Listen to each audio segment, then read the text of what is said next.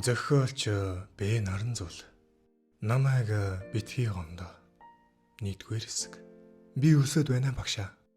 Гэх охины дуугаар амтд нойрноосоос ирсэн хүүхдийн асрамжийн газрын багш бүсгүй их л ууртай иргэн хараад харанхуй шөнө юугаа солиороод яваад идэг новшгүй чи. Дандаа л өсөж явсан яасан бузрын амтан бэ? Явж унд өглөө хоол өгнө хэмээн хахирган хоолоогоор зандчив. Охин толгоогоо унжуулан чимээгүй алхасаар багшийн өрөөнөөс гарлаа. Уг нь тэр өөрөө өсөөгүй юмсанж. Шиэс үнэртсэн яажгар төмөр орон дээр хүлээж ивтээ бяцхан дүүн л өсөөд байна гэд унтаж чадахгүй ойлоноод байсан тул зориг гарган багш дээр очсон энэ байлаа. Охин юмыг яаж мэдхүүгээд галтаагаар очсонж хаалгыг нь дангинтэл цоожсон байх тул урамгүй иргэн өрөөлөгөө зүгэллээ. Асрамжийн газрын бүүдэр гэрэлтэй онглоор хоолгайн сүтгэж яваа энэхүү охиныг инхчин гэдэг бөгөөд дөв мөнхчөнтэйгээ хамт жилийн өмнө нэржээ. Тэр үед хоёр охин дөнгөж 2 настай байсан тул яагаад энд ирснээ аав ээж нь яасныг ч мэдэхгүй билээ. Хүүхдүүл болсон хойно хэсэгтэй л уйлж унжин аав ээжийгээ нэгсэнж хатуу багш нарт зад загнуулан томоожиж том хүмүүсийн ая тал харан үгэнд нь орж байж аяг хоолоож идэх ёстой гэдгийг инхчин охин бяцхан ухаантай ойлгосон ажээ.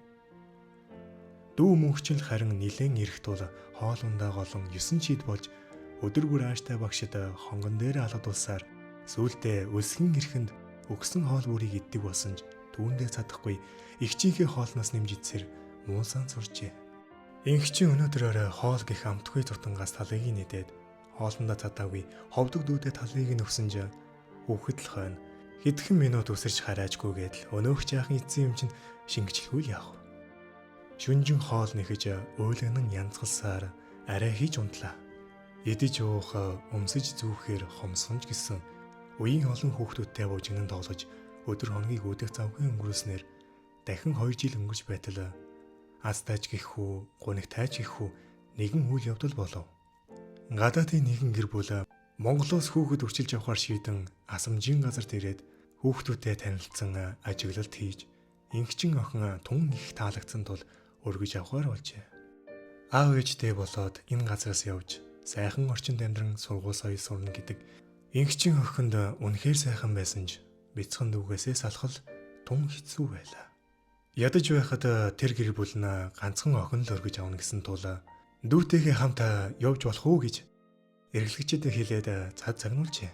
Уг нь инхчиг өргөж авахар болсон гадаадын гэр бүл асрамжийн газарт баггүй хандив өрнө гэсэн тул эргэлгч авгаа аль болохоор хүслийг нь биелүүлчих санаатай инхчин загнаж аргадаж бөөнлөн босны эцэст охин жаахан бодоотхий гэсэн хариу өгчээ.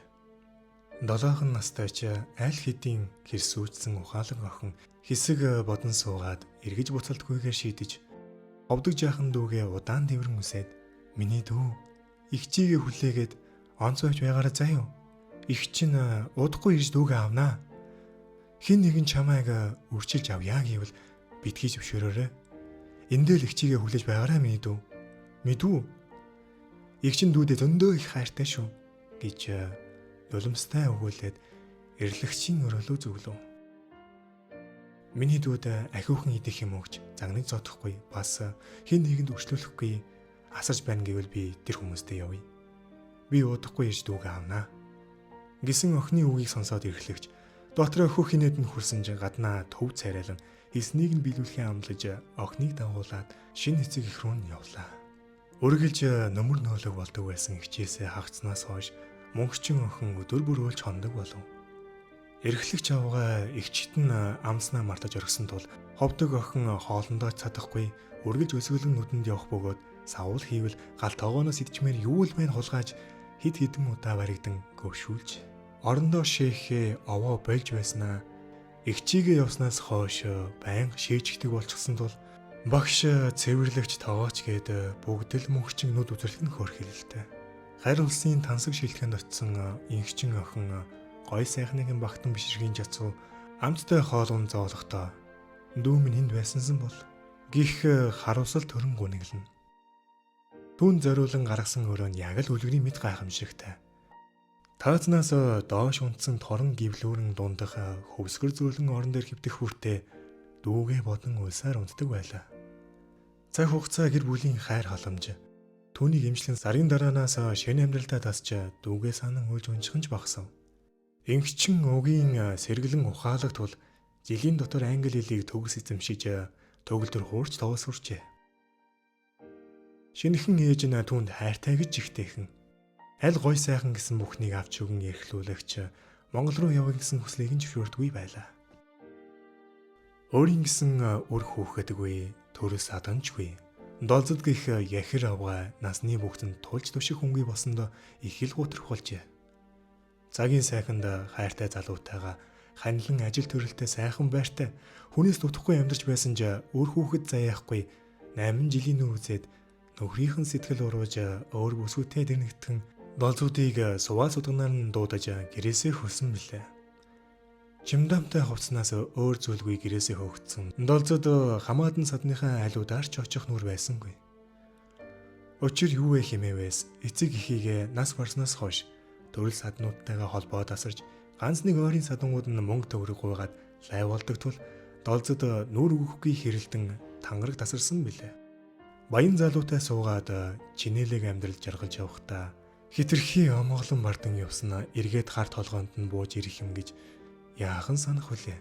Шазрын зандаа бүсгүй амьдралд бууж өгөн хүний гар царайшлахыг хүссэнгүй.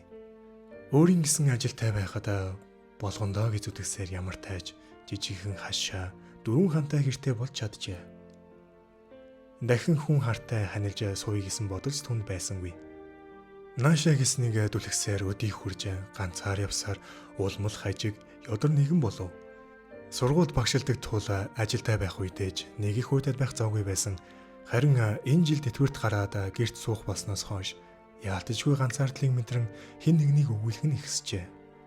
Нэг л өглөө орондоо нүд анчихвал хинч мэдгүй байсараа би минь өмхийж өтсөн хойно олох байх та гэж бодон хөвцөн долзод гинэт нэгийг сан маргааш өглөө яг л тийшээ явъя гэж шийджээ. Асрамжийн газрын эрхлэгч тарган авгаа кофе унга сэтгүүл эргүүлсэн шиг суутал хаалга төгшөв. Авгаа сэтгүүлээ залхуу таяа ивхэн ширээний нүд рүү хийгээд за хоороор гэхэд хаалга онгонд долзод орж ирлээ. Хүүгийнх нь анги даасан багш авгаа гинэт ингээд ороод ирсэн гайхсан эрхлэгч худлаан инээ сүйд болж өгтөв. Долзод багш өөрийнх нь гуйлтаар хит хитэн удаа хүүгийнх нь дүнг ахиулан бичиж тусалсан удаадаа тул эрхлэгч инхүү тал засхан ч ойлгомжтой бизээ. Ганц охин хүүхэд өрсөлж авах гэсэн юм аа. Чийл тусалж үз. Ингэсэн долзодын гуйлтыг эрхлэгч авгаа яахаа мэдэхгүй хэсэг танигдсан. Уг нь хууль дүрмэндээ ганц бие хүн болон өндөр наснд хүүхэд өршлүүлэхгүй гэсэн журамтай байлээ. Яаж жуухан үүнийг ойлгуулж эвтэйхэн татгалцгаа бодож суутал гинэт нэг аятайхан санаа ороод ирэв. Мөнхчин тэр нэг хулгайч ховдог яшигтай амтныг л өгчих юм. Ийм бодоод эрхлэгч авгаа хоолоогоо засан төв зарайлж долзод огшаа. Хуулиндаа бол танд хүүхэд өршүүлэх хоройтой байдаг юм. Гэхдээ яг уу би таны гэж бодоод харгалъя. Нэг хөөрхөн охин байгаа. Гол нь бичиг баримт инээ тэрээг нь янзлах. Цааш нь ганц хоёр хүн аралахад нилээд хэдэн дөрөх болох байх та. Тийм үү. Тэрэн тэгээд хэдий хэрээний юм болох бол доо. Тэтгэврийн мэнд их мөнгө байхгүй чи мэдэж байгаа байлгүй. Өө тэр гайгүй. Сая 500 мянга л болно. Пэх. Тийм их болдог золиг үү. За. Би хідэн хадгалсан юм аа л өгье дөө. За. Тэгвэл маргааш гээд би бүгдийг нь жин там болгочоод охиныг чинь бэлдээд байж бай. Та маргааш өглөө 10 цагт хүрээд ирээрэй. Мөнгө маргааш авчрах уу? Би танд дансаа бичээд өгье. Та замаараа банк ороод хийчих. За тэгье. Эрхлэгч авгаа нэг цумаар хоёр туулаа бууцандаа их л додгор царайтай маасалзан инээж долзод багшийг гаргаж өгөөд цааш иргэн мөнхчин хаан байна. Миний өрөөнд оруулаад ир гэж тушаа. Айл дөргүүлэхээр болсон сонссон мөнхчин ихэндээ илт дургуйцсан эрхлэгч авгаа руу зоригтой ихсэн хараад "Анаа, намайг эндээс хаашаач явж болохгүй гэсэн. Би явахгүй. Битгий дими донгос.